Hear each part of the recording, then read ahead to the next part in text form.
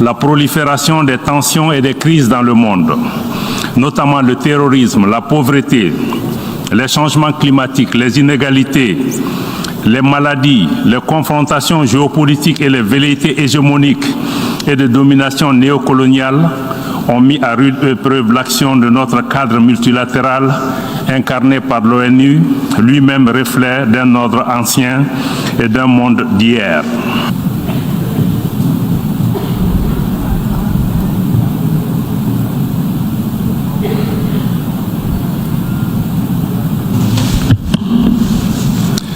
Monsieur le Président, j'ai l'honneur de délivrer le présent discours au nom de son Excellence le colonel Assimi Goïta, président de la transition, chef de l'État du Mali et président de la Confédération des États du Sahel, réunissant le Mali, le Burkina et le Niger.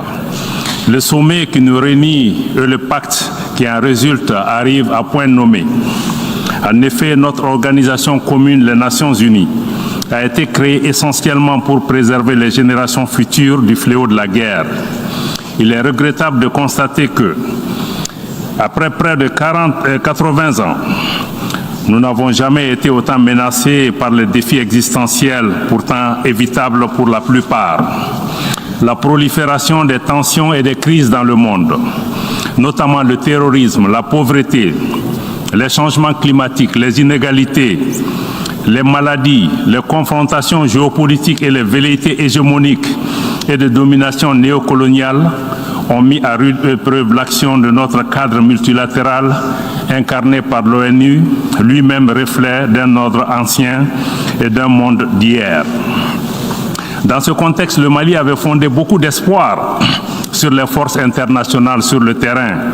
Mais 10 ans après, nous nous sommes rendus au constat d'échec. Conséquemment, le gouvernement s'est attelé à renforcer les capacités des forces de défense et de sécurité du Mali qui nous ont permis d'enregistrer des progrès tangibles dans la reconquête et la préservation de notre intégrité territoriale et de la protection des populations de notre pays. À cette occasion, je renouvelle la reconnaissance de mon pays pour les pays et organisations dont les Nations Unies qui ont exprimé leur solidarité avec mon pays lors des attentats terroristes qui ont visé mon pays le 17 septembre dernier.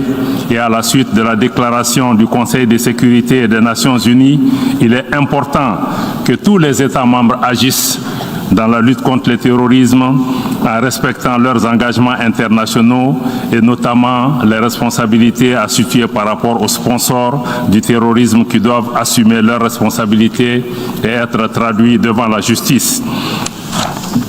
Le sommet de l'avenir marque un nouveau départ pour la coopération internationale dans un cadre multilatéral pertinent, capable d'offrir un brillant avenir à toute l'humanité. Ainsi, nous devons agir collectivement pour renouveler notre engagement en faveur de la transformation du monde d'un cadre multilatéral qui a gouverné nos affaires jusqu'à présent. À cet égard, il est essentiel que des décisions et les engagements ambitieux permettent de répondre aux aspirations de nos populations, notamment ceux du Sud global. Il est également essentiel d'avoir le courage de procéder à des réformes de nos institutions multilatérales actuelles, notamment le Conseil de sécurité et des institutions internationales, afin de les adapter aux réalités de notre temps, afin qu'elles soient plus inclusives, plus justes, plus équitables, mais surtout plus représentatives. La question de la jeunesse est une dimension extrêmement importante qui doit occuper nos nations. Mon pays, le Mali, reste attaché aux principes clés de notre charte, notamment la non-ingérence dans les affaires intérieures des pays et le respect de la souveraineté des États. Le Mali accorde également une attention particulière aux questions de financement du développement, notamment du développement durable. Nous pensons que la problématique du numérique aussi est une dimension essentielle. D'ailleurs, mon pays s'est engagé à mettre en place un programme ambitieux de digitalisation des services publics. Enfin, nous pensons que le pacte pour l'avenir est un chantier très ambitieux au plan national et au plan international, mais elle doit aller au-delà d'une promesse, d'une déclaration pour répondre aux aspirations des générations actuelles et futures. Je vous remercie. Now I give the floor to Minister of Foreign Affairs and International Cooperation of Mali. Merci, Monsieur le Président. Le Mali tient à réaffirmer son attachement au multilatéralisme incarné par notre organisation commune, l'Organisation des Nations Unies, mais aussi dans le respect des principes édictés à l'article 2 de la Charte, notamment le respect de l'égalité souveraine de tous les États, la non-ingérence dans les affaires intérieures des États, mais aussi la non-utilisation de considérations géopolitiques pour punir des populations entières pour leurs choix politiques.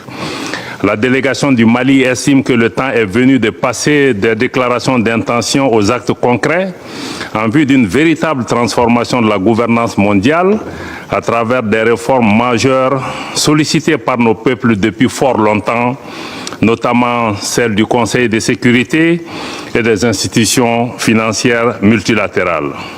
Les Nations Unies doivent cesser de perpétuer et refléter un ordre ancien, l'hégémonie d'un groupe sur le reste du monde, cesser d'être aussi le prolongement ou la couverture à un ordre mondial néocolonial.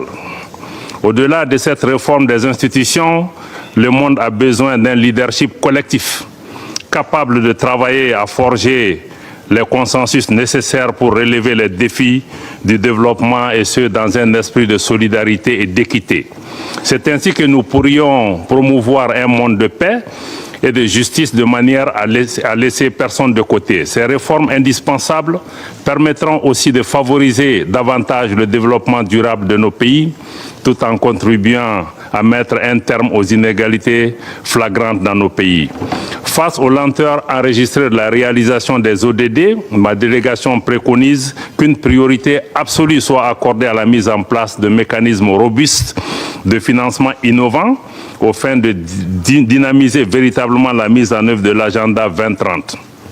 Le Mali appelle notamment au renforcement des partenariats sud-sud, des financements publics et privés et même des investissements dans nos pays, des financements aussi effectués par les diasporas, l'actionnariat populaire, mais surtout l'accroissement de la mobilisation des ressources internes. Il est important d'accélérer le momentum pour catalyser la mise en œuvre de notre agenda 2030. Donc pour terminer, le Mali note que les défis à relever pour un monde de paix et de prospérité sont bien à la portée de nos États pour peu qu'on fasse preuve d'imagination et de courage. Cependant, pour y arriver, nous devrons collectivement faire preuve d'une réelle volonté de changement pour une gouvernance mondiale au service de tous les peuples. Je vous remercie.